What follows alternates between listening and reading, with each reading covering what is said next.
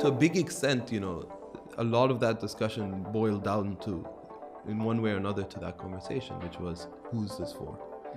And I think if we hadn't asked that question critically, we would have made some interesting / possibly wrong decisions at the time, because I think someone told me this thing once, it might have been Wendy, about, you identify with people like you. And that's good sometimes. This will come back up in the hiring conversation.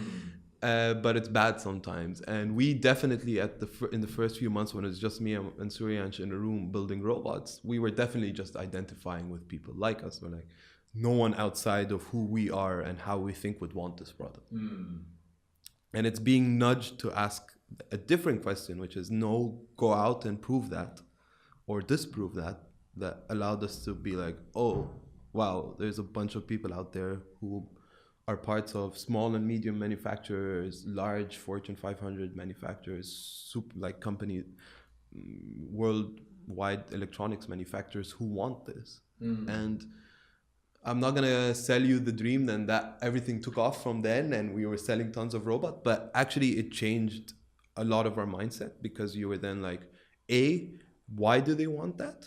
Because they can afford the better solution. So why do they want, I don't want to use the word better, they can afford the more expensive solution. So why do they want ours? And B, what do we need to do to our solution to meet their vision of what they saw when we first pitched, right? So to them. So that was a very, and still is exciting conversation in the company and how we develop our products.